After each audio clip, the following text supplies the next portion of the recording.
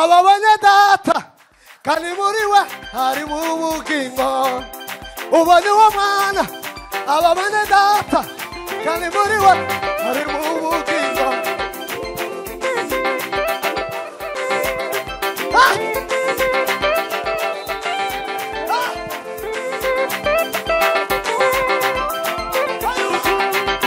Ubonye uwo mwana ababonye data kandi muri we harimo ubugingo.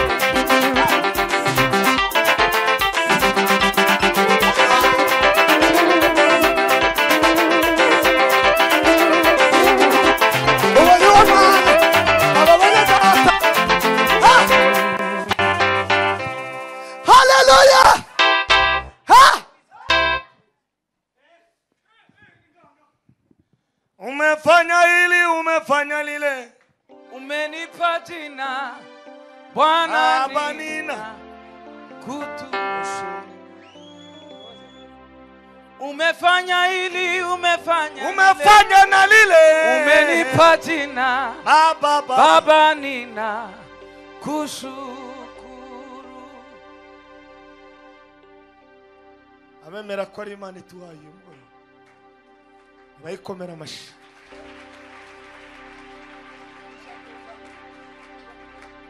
Turashimira umushumba n'amadame we n'abana babo na baraza pastorale n'inzego z'itorero kutwemerera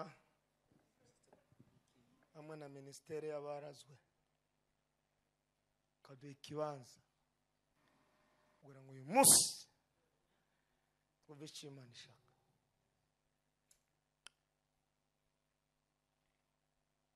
Imana yakoze ibyo bikorwa, mukaba imbaraga z'abarazwe, mukaba abavugizi babo, mukaba inkingi ikomeye, mushumba nabo mukorana, itorero rya Living Hope Church.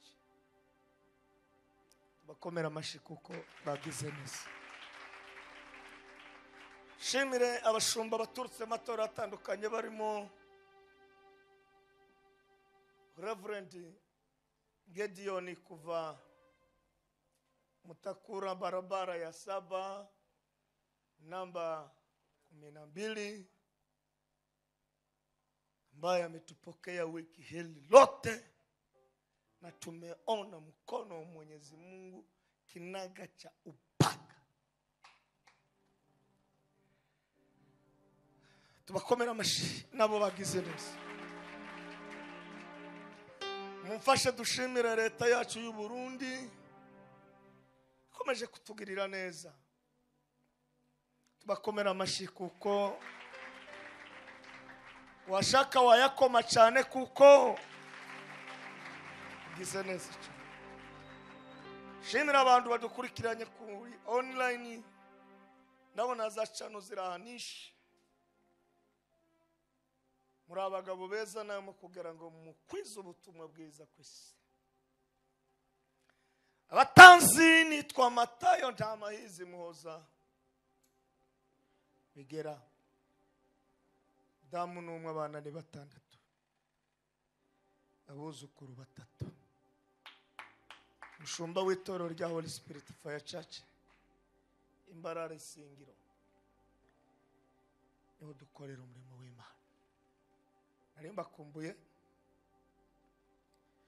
iby'ukuri mu bishanye na amategeko uyu munsi wo kuwa mbere kubashumba ubu munsi wacu wo kuruhuka, kandi tuba twakoze cyane. Hariko numva itangazo rivuye mu bwami bw'ijuru rice kuri mushumba n'abarazwe. Hari ibintu 12 byarangaga intumwa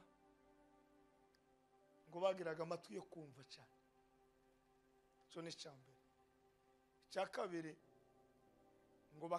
ngo bakegera umwarimu wabo cyane ari we Yesu Kristo. Cya gatatu ngo bari bazi kwihana agaciro bonyine cyakane ngo bari basangiye ibyabo, cya gatanu bari mu mahombi, cya gatandatu ntawimagundi. Ndamukiriza uwo mwicaranye umubwire ngo urakomeye kubera njye.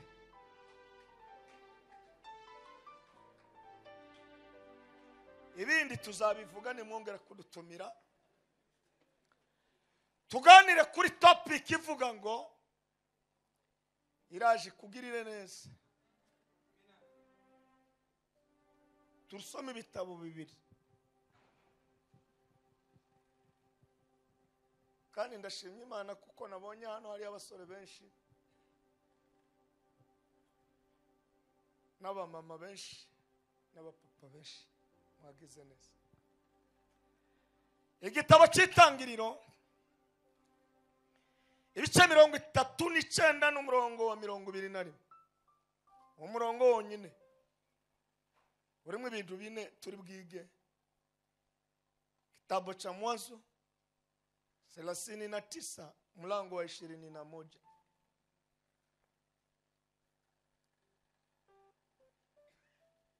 Sate 9 verse 21. Igitabo cya kabiri Samueli wa kabiri ibice 9 umurongo wa mbere niho dusoma hare imirongo nk'itatu, uwa mbere n'uwa kabiri n'uwa gatatu. Umuntu uzi gusoma neza yahaguruka akadusomera ko umuriro w'Imana kera watse.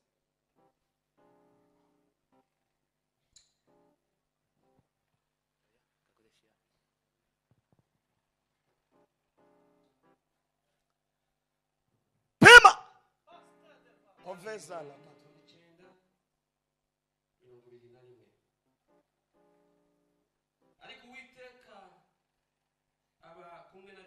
icyo ni cyambere kandi turaciga.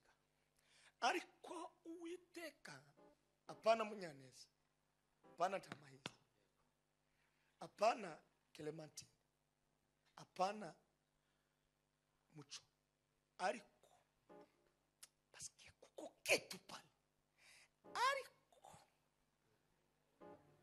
muri systeme ya lettre iyo banditse bakavuga ngo ariko parce que ariko Uwiteka abana Joseph sukuma amwira neza number 2. amwira neza Iyo niyo topic iraje ikugirire neza. amuhakugirira umugisha ku murinzi w'iyo nzu y'imbohe. Yego Kirundi cyavuze ngo amuha kugira igikundiro, kandi ako kantu nashaka Kinyarwanda kukavuga kitakivuze. Igiswahili cyambwiye ngo Bwana kampa kibali. So kibali kiri over cyane hejuru, nikitangaza. Iyi ni iyihe? Iyi ni Bibiliya yera. Okay, ni musome yindi. So ndashaka ko mumva amagambo. Pima mambo naho ruzingi.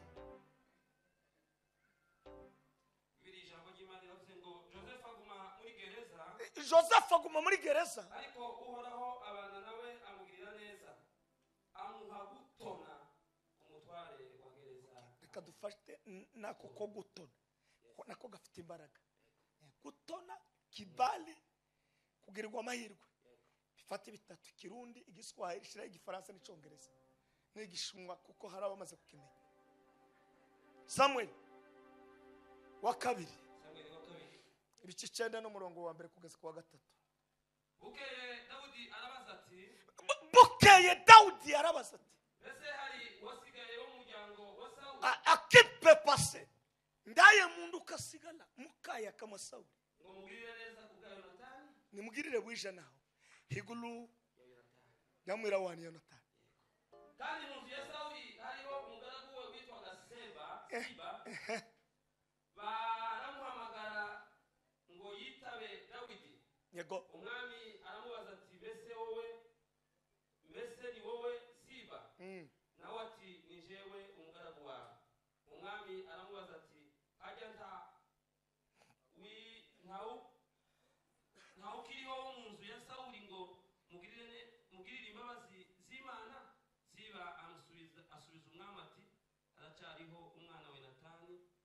amugaye ibirenge. Amen. Nemerere dukomere ijambo ry'Imana amashimashi. Yaja siku ambayo wateule tafurahi. Haleluya. Siku hiyo matatizo nazo shida zitakoma. Haleluya. Yaja siku ambayo wateule watafurahi. Haleluya. Siku hiyo matatizo nazo shida zitakoma. Haleluya. Nuko Uwiteka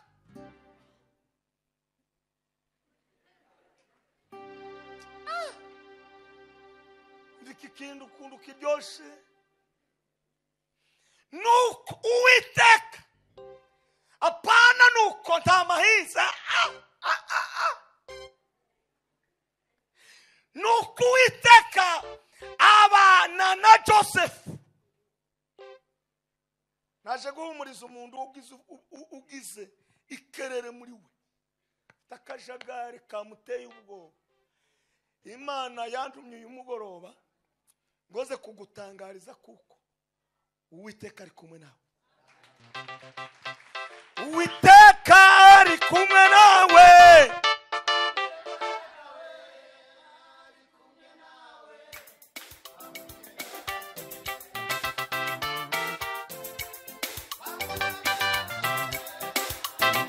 Nawe wa munyembaraga we. Uwiteka ari kumwe nawe wa munyembaraga we. Uwiteka ari kumwe nawe wa munyembaraga we.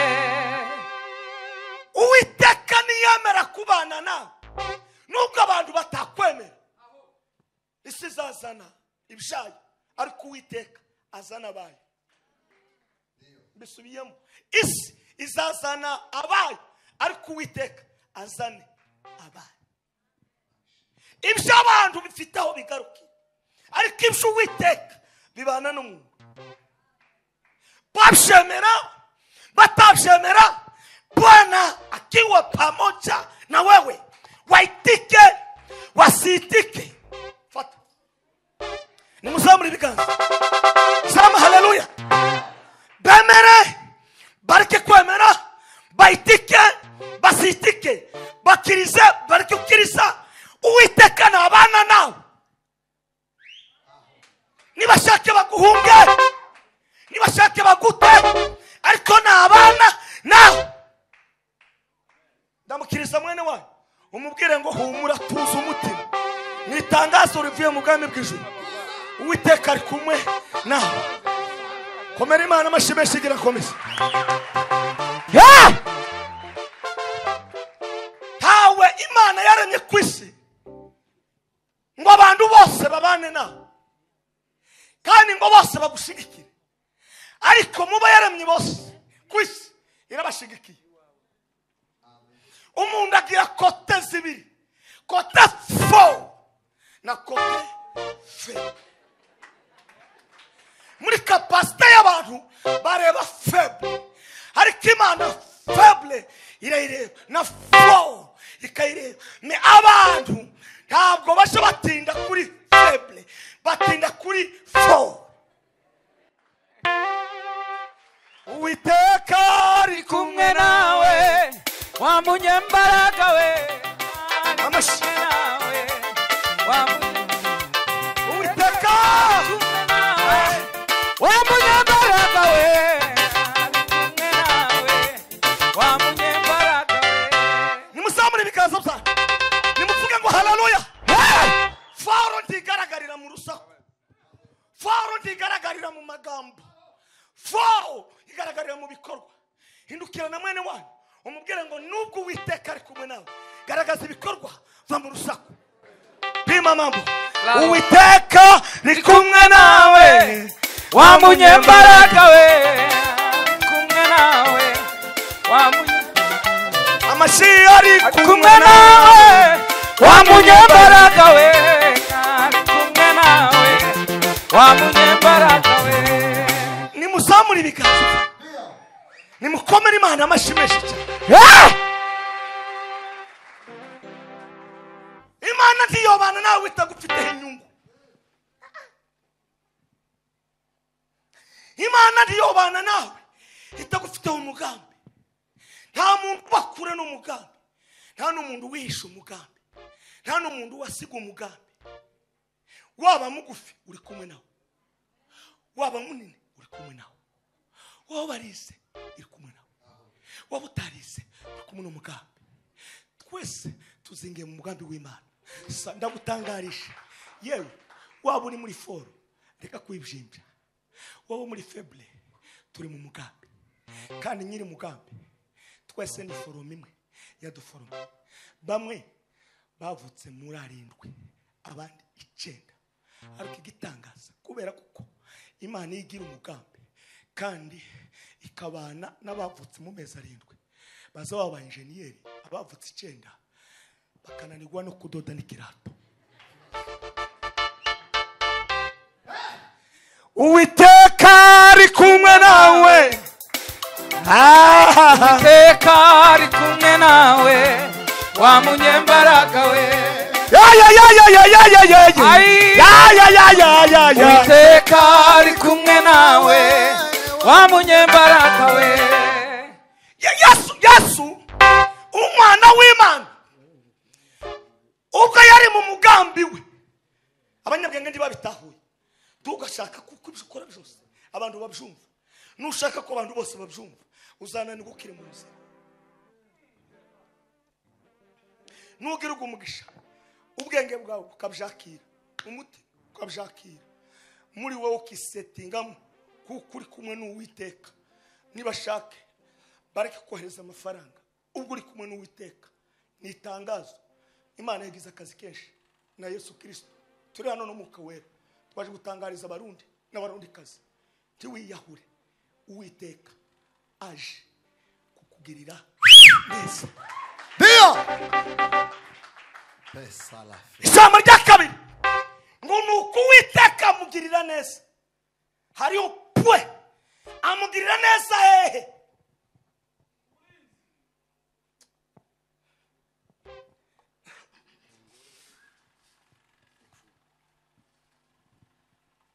Ani ko wase wa Joseph Ezirindi pen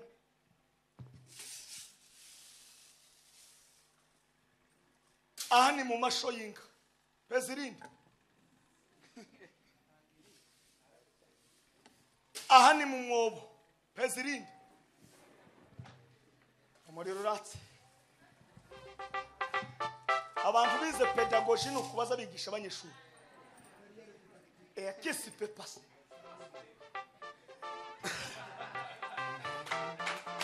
Mutegerere aho aha nimukugurishwa mu isoko Ezirindi arashira nico arahari aha ni kwa Potifari Ezirindi Ondi yoshira kanisa riri mu kiyumbere ingana gutya ryoshira aha nimugufata ku ngufu irindi bamumanuye muri gereza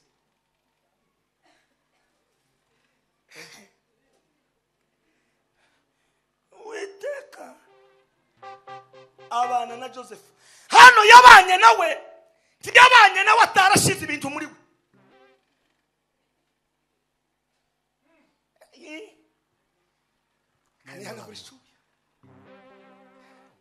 neno la Mungu tamu hano ni kwasi ariko araba kuri kapasite y'uburere n'ubukuri iyo umuntu apfiriye hano mu burere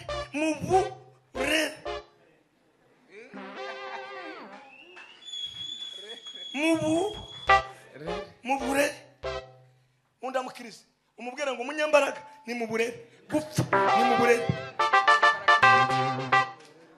yagutanga haleluya turayakira. nimuzamure ibiganza aho sama haleluya sama reka ime kuwazunguruka sema ni mu burere Ni mu burere. hano ni kwa so Mu burere. hano ni kwa nyoko hano ni mu burere hano ni muri sansiku Mu burere. mu burere hari umuntu waciye azamura ibiganza. Kuna malezi mazuri na malezi mabovu. Sasa utakapojua kama una nguvu utapitia kwa malezi. Sasa kumbe Mungu akamwonyesha Joseph, hata kama una malezi hapa lakini ndani yako nimeweka kitu. Muri mwe sana ndabona harimo abantu bafite ikintu ariko gikomoka mu burere. Imana avuga ngo uburere nabwo burahari, reka ngushiremo ikindi kintu iso atagushizemo batangarize, reka kwirata, reka kwizamura. Nubwo Uwiteka ari kumwe nawe hari uburere, hariho n'imikurire. Nupfa mu burere imikurire yawe izagira ikibazo. Umuntu wese uri ahangaha menya agaciro ko Tiba os. nimumve indani kiri indani mu burere Imana ishizemo ikintu. Bwana Mungu ipendiri hari ikintu bashize indani muri Joseph. Ubu burere ubu niho inyuma indani harimo ishema nashizemo.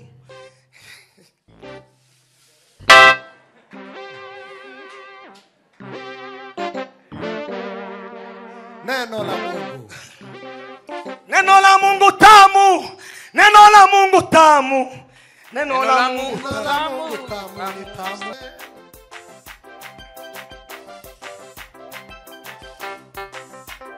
Neno la Mungu tamu ni tamu. Tamu sana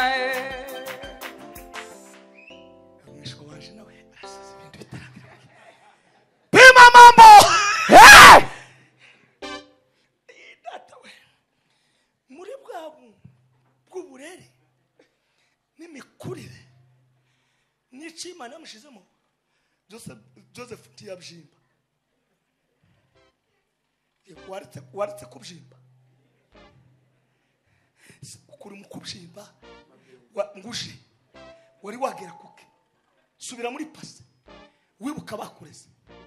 Uburere numenya agaciro ku burere tuzakora amakosa. Numenya agaciro ku burere tuzandagaza umuryango. Numenya agaciro ku burere tuzandagaza igihugu. Numenya agaciro ku uburere.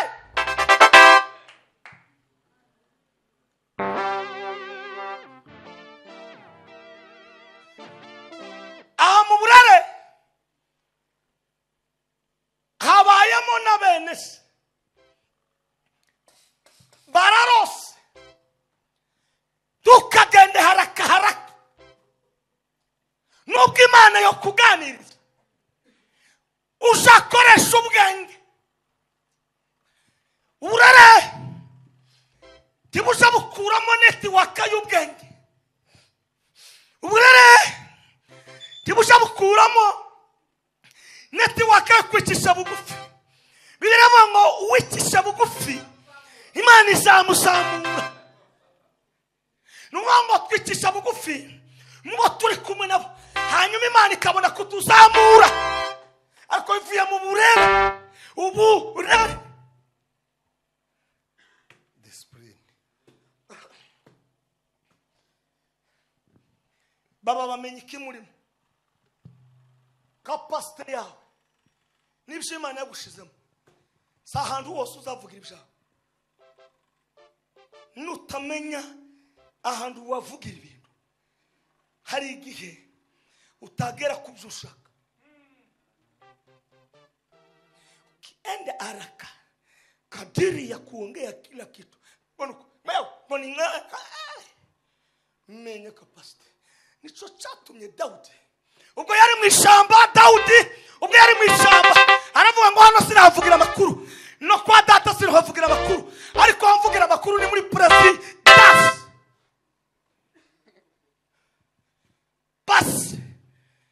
Basi ndibabimenye. Aravuga ngo ubwo ngeze muri presidence ku kirimba bakavuga amakuru nagwanye n'intambwe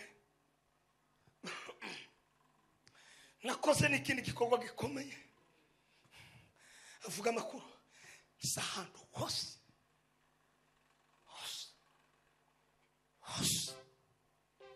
kuvuga amakuru.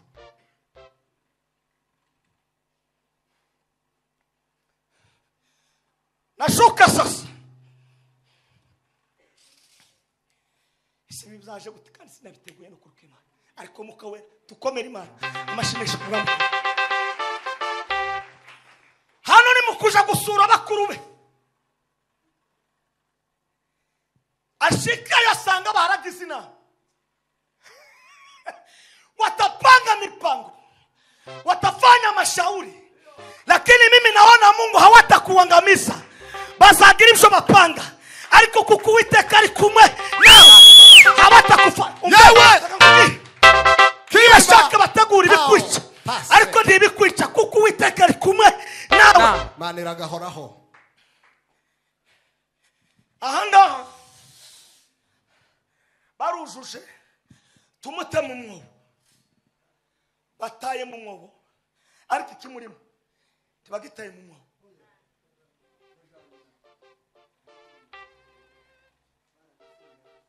Namukiriza mwene wanyu umubwire nubwo Satani azakurwanya ate, ariko ikikurimo tibazamenya aho kiri, akikaye mu. Nimukomere Imana amashimishe. Hallelujah. Avuye mu mwobo baramugurishije, anakuwa biashara. Okay, bagurishije Joseph, ariko ntibagurishije Imana yamushizemo. Aho Abadandaza bari ngaha bariko barabyuma cyane. Avuye hano mu kugurishwa, amanutse kwa Potiphar, Peti akanyenyekea, ujama akatulia, arakoropa yitonze. Ikimurimo kiramubwira ngo Peti, hapa ni mlango yako ya kukutana na maneno matatu. Neno la kwanza, utatoka hapa, maharagwe ya hapa, kuku za hapa, ngombe za hapa, vyote vitainuliwa. Wakubitemu nta mwana wose kugwara gripe kwa Potiphar. Joseph Petit Joseph akurukimana nta wasuye kugwara gripe. Nta muntu wigeze gutaka kandi yamibe. Hari umuntu usugera mu rugo iwawe abana bose bagasinzira. Ndasenze uyu munsi Imana iguhuze n'umuntu utuma ibyawe bitekana. Hallelujah. Dio Urabizi koza ni kutarko uyu munsi navuze mukiri garwa. Arangishe bamufashe ku ngufu, anabako no watangiye umushinga wo gufata ku ngufu. Na bamufata ku ngufu, aravuga ati okay, muri capacity mfite reka niruke. Hari ibintu bimwe tukazubiheza umwanya ngo muvugane nabyo, bimwe uzamabwira babone gusukugurukura. Nibaza kukubaza ubabwira ngo nzababwira nyuma y'amezi 6. Amezi 6 nagera ubabwira ngo nzababwira nyuma y'amezi 12.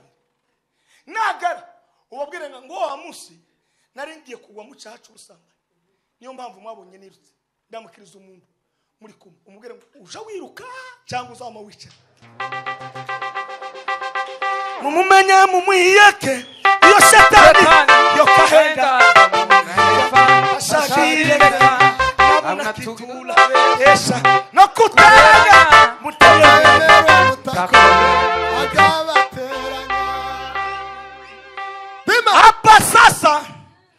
Hapa sasa anakimbia, wanampeleka jela. Abana nawe ageze muri gereza. Ducamufashije. Muraciteguye? Nimugira muri. Komera Imana amashyi. Amina. Abaswahili bazavuga ngo siri ya mukoba inajua mwenye naye. Igihe cyose utazamenya capacity y'ibyo Imana yashize muri wewe, nta muntu uzaye kumenya. Joseph abalasinga Imana, areba naho amaze guca, areba ukuntu atapfuye, areba ukuntu muri iriya mihonongo yose Joseph aravuga ati ya namambata makosi sitaki kumwacha kwa kuwa amenifilia. Haitazamukana gitaramo, areba muri pasi, aravuga ngo kindimo anshu kigomba gutanga ubuhamya. Sasa 1 2 jawe ngomba kuba inkingi y'abatuvukana. 3 igihugu cyanje kigomba kugira agaciro.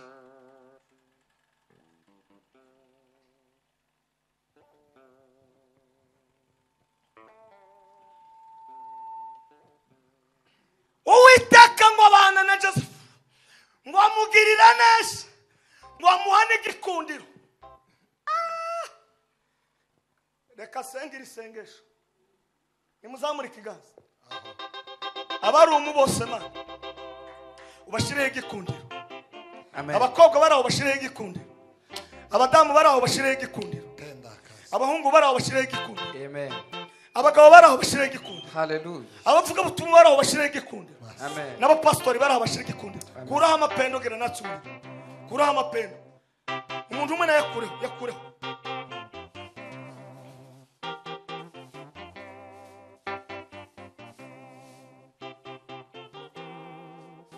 Nimba utumvise ibi ngibi irakureba.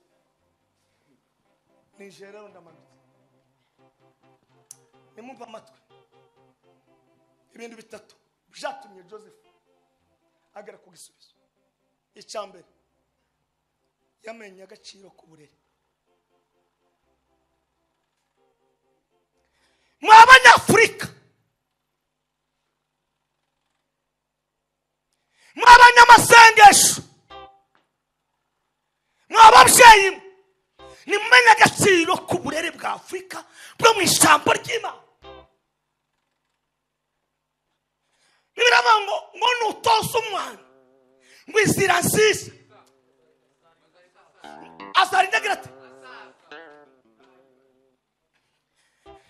mwishe ibindi ntimwishe kutamenya agaciro k'uburere.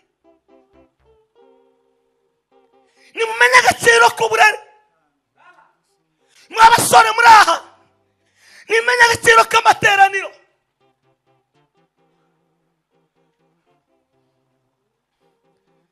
Uburere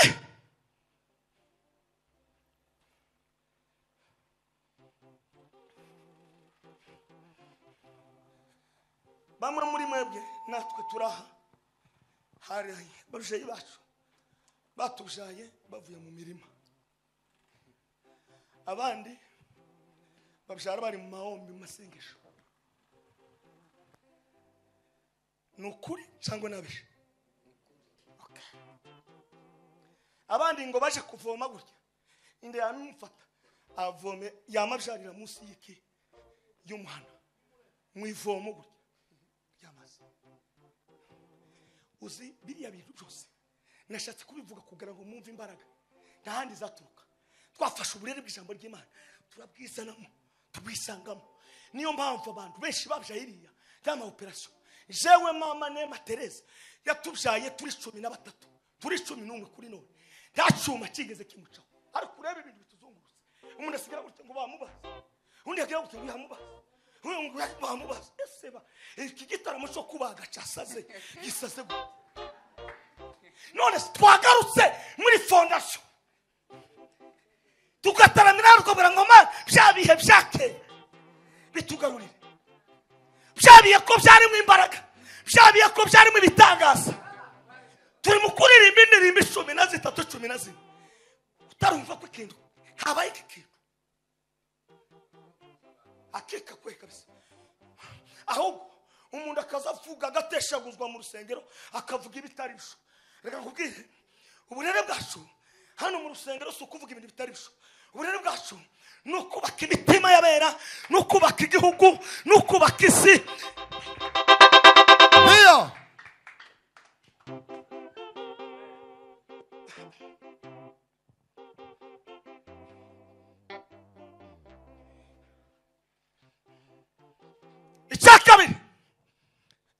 icyatumye Joseph agera kuri ibi n'ubwenge.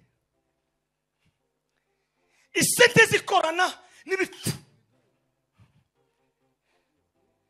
Abafite diplome hano ni bangahe? Nimuzamure. Uraba diplome. Okay, nimuzamure cyane abazifite. Ko muranga nti muzi cyo giye kuvuga. Nimuzamure abafite diplome.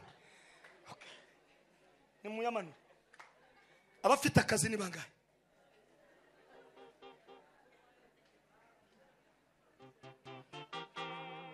Nta muntu waraswe gukora akiga akagira ubwenge muri we ngo areke kwiremera umurimo.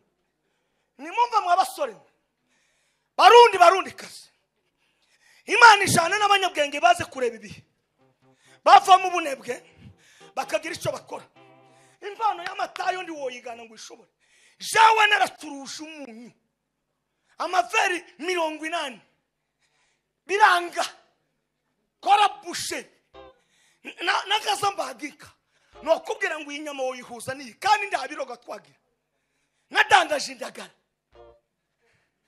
narahingiranye ndahinga ntema imifresh kwanga gasuzuguro mfite amaboko none muri aba lisansiye niziye projet muhe mukora muri aba diplôme nibiye bintu muhe mutegura none se kumuvuduko waje wo gushaka abana banyu bazagike. Joseph yagira umugisha mufite ubwenge mwarangirisha mu mafakirite atandukanye none se ayo mafakirite aratumarira iki muri Afrika?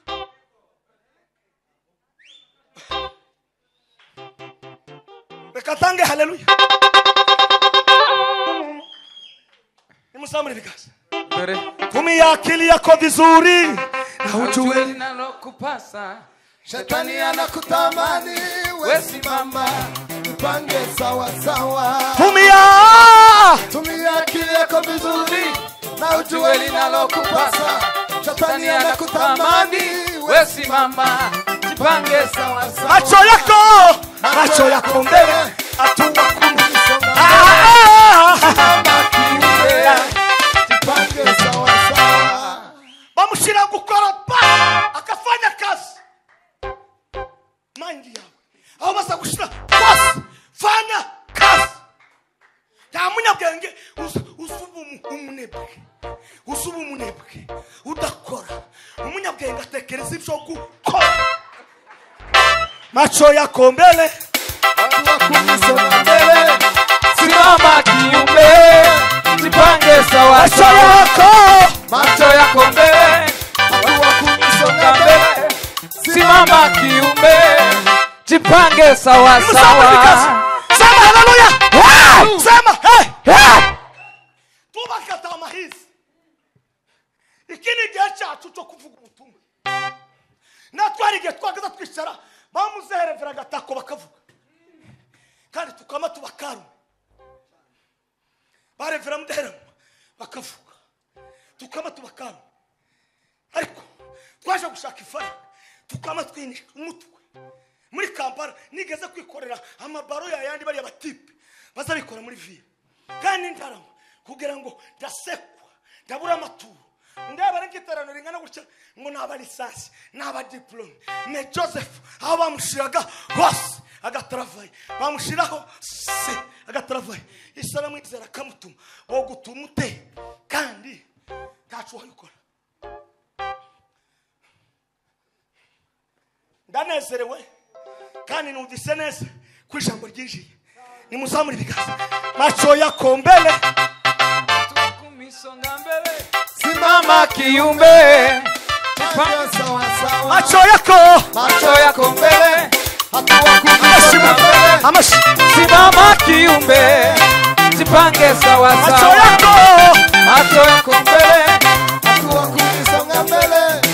simama kiume, jipange sawa sawa. Kwanya alikuwa na kanyaga tiwabona igikundiro ngo nurangisa ureke ukibyaza umusaruro ngo bamugeze muri gere abyaza mu musaruro. Abatipe bicara kimwe yamenya agaciro kacu barangiza gikomera nudakomera kuco Imana ashize muri wowe aba baso na nyoko n'abanyokoro barakwigisha batanga minervari Imana ashizemo ni Yesu wenyine nutagiha gaci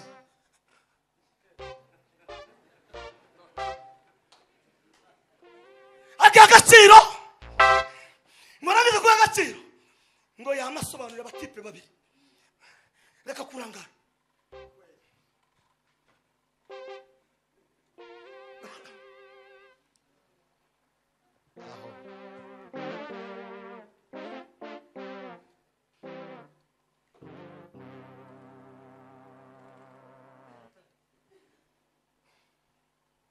ndukirana mwene wa umubwira ngo se kuri Bujumbura kurakora iki ko murakora iki ushimye neza uravuze ngo ashimwe igihugu cy'u Burundi none se ko kitugiriye neza none ko reka dusubire mu turashimye igihugu cy'u Burundi kirakabaho na president w'abakora none se ko bimeze uko kurakora Islam gisirimu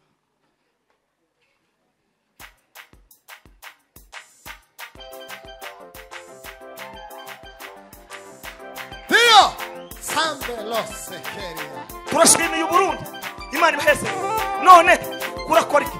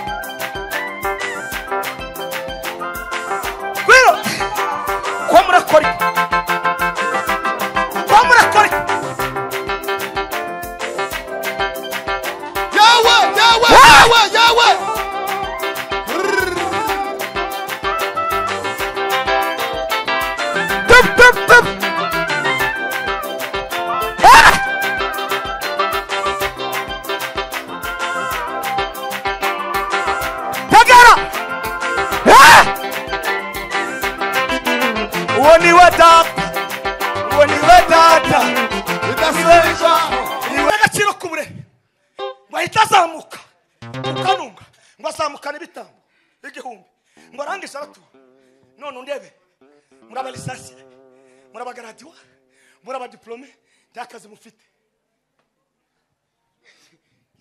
Joseph yageraga akazi yaragakora kandi ndasuzugura akazi Kampala abarangirije makerere baza bicara kwibarabara bagakata watermelon n'inanasi akamayishara umulisansi muri economy ubwo bunebwe bwanyu mufite mwabanya Afrika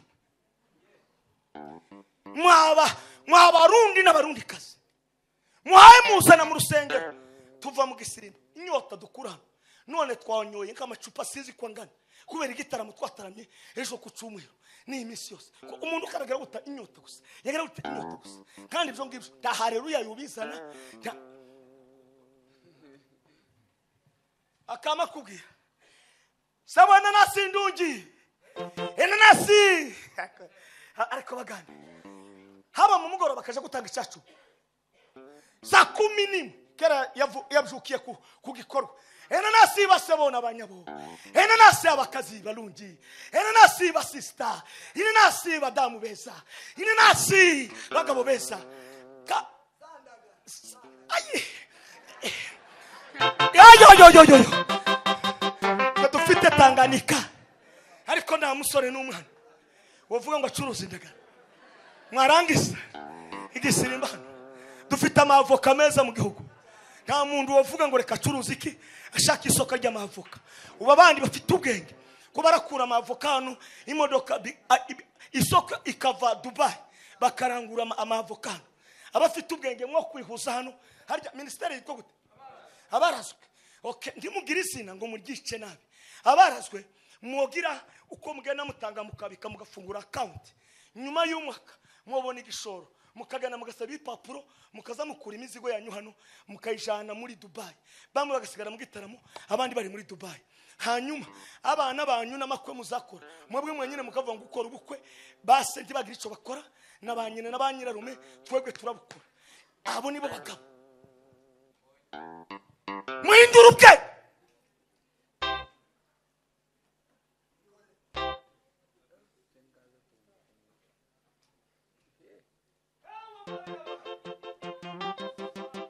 Murashara abantu bo gusaba abanyu ku isabuni na zawo ngo mama ngo ndashaka ninde wawe tukurira ishuri tugushakire na umu tugushakire n'isabuni. Isera kambabwira makuru isikiriruka kandi nimumenyeka ngo bahe basi nyuma yacu umwana ari mukuvuka gutya akivuka kamakama uzicyaba gutangarishe abakubwiye ngo muze naje ndi foro nimba utaripanze utakoma hapa. Mwasigihe mwavutse mwebwe bamwe mwagaza mu maramayinga 2 cyangwa 3 umwana atarakanura nariko batipe bikikinyejana arimo ukeneze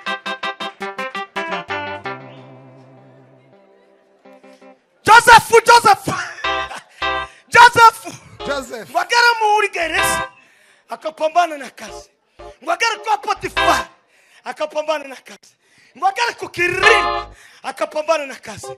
None licencié, diplômé, gradué.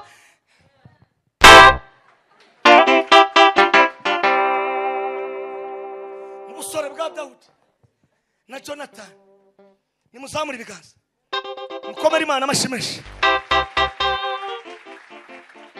Babanye neza ndawasebeje undi ari kurungwa no rwacugo muri kinyejana we nguriya ko ndacamaza aho uwo uzumubwira umaziki none subunyine uko nuvuga ngo abantu bateranye gutya uyu munsi wano niyo tuje ko abantu bose dukora twatanze miliyoni 8 twarangiza i ministeri tukaba tureshigikiye ariko mu ntiyageze n'ibihumbi 500 ariko igisirimba hano turasubizamo ngo ye uyu munsi ngo umuriro watse ngo twashize ngo kandi ngo akazirimo ngo niko zoza jamu gusa urakasha mutahaye ukora.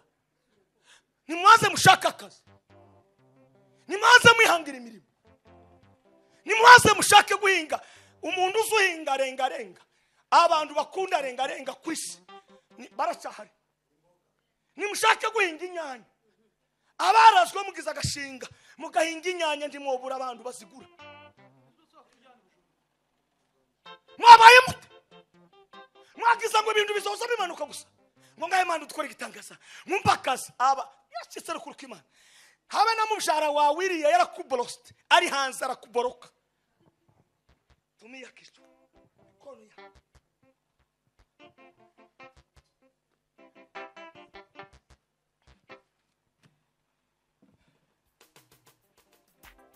kiya kurangiza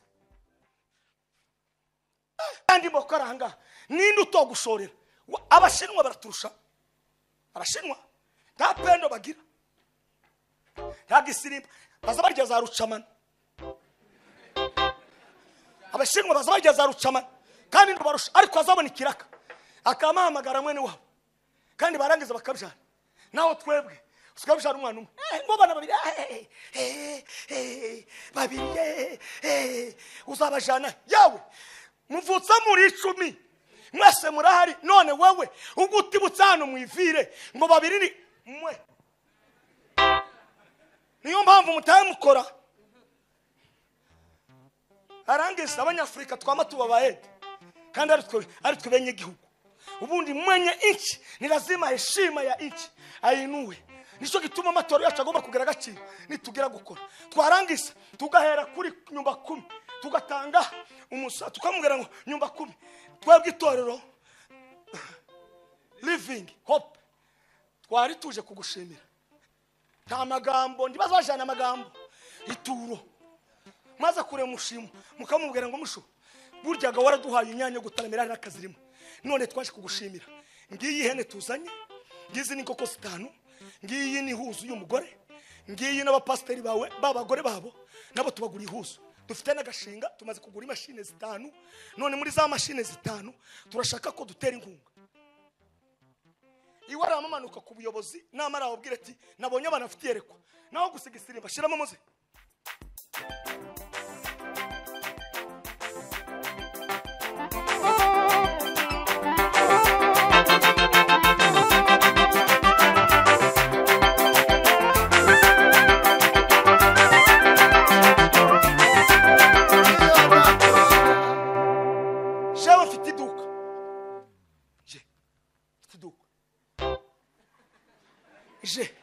Ndahinga mfite paruwasi yinjiramo abantu igihumbi n'imidugudu aya ni maparuwasi 5 ariko ndahinga mfite iduka mfite cyano yanje revera Matayo ndamahize nubu ko ndahinga mfite cyano ikanisa ariko ayo nize si ayo wize.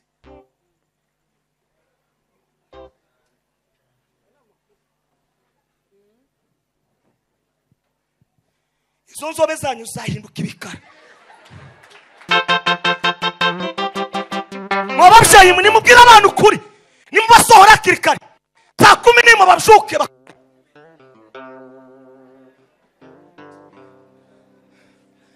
wabana banje nashize stock yuzuye nubwo no mara meza 3 iruzuye iradendesha.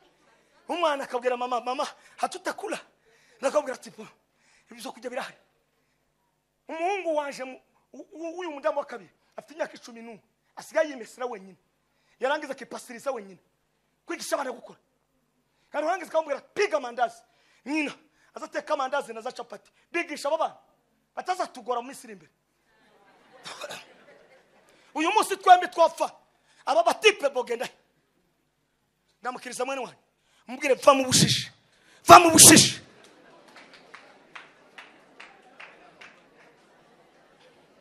Muva mu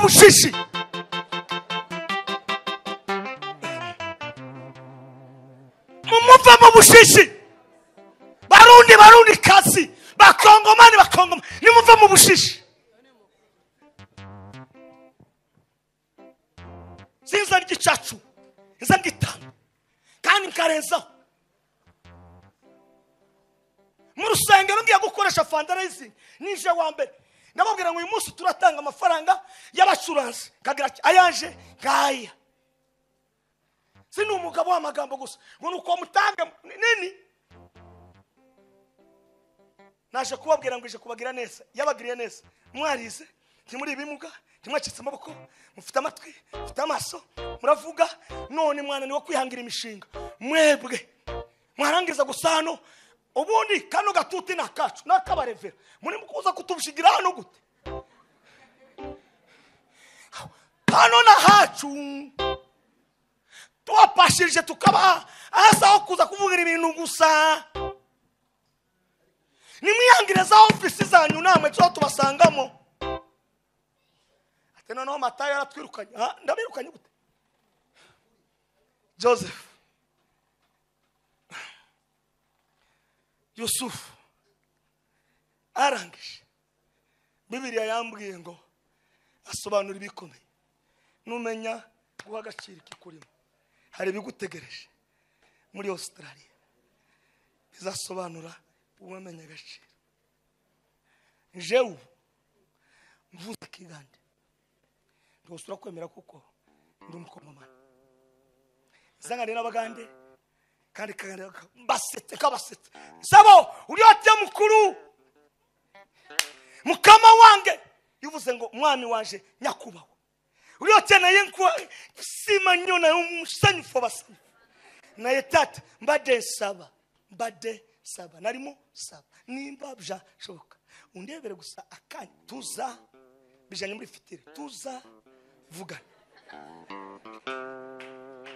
kama sebo neda katikati jango tuyingire wano ku restaurant tuyogereko muri akakanya ngwino tugane ariko furaza nakoresha na saba ko mwaza shakira umwana tukavuga kavuga ati ndina ka business nyagaro nyongere kwa magezi haro business fite nshaka kunyongeramo ibitekerezo none muri hano n'abacuruzi muri hano n'abantu bagenda triki muri hano n'abakobwa badandaza bafite utuzi ariko umwana yo kwanga imirimo n'igisirimba gusa bage kwishiramo kandi muri ruraka hanyuma nidutaha okay mushu ngwino dusengere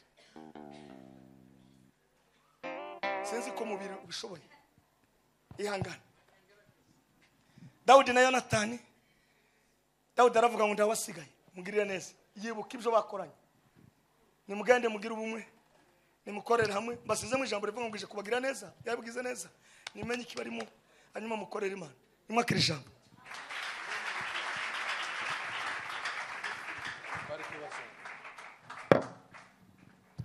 amen ari ikindi murenzaho ukuri kose ntimukumvise Matayo Imana iguha umugisha kongera undi mwinshi uvuze ukuri kose aba bajene bose bari hano nimwakira uko kuri ku ijambo ry'Imana Amen. kandi umuntu wese afatira ijambo aritekerezeho ryaje hageze kandi rirakenewe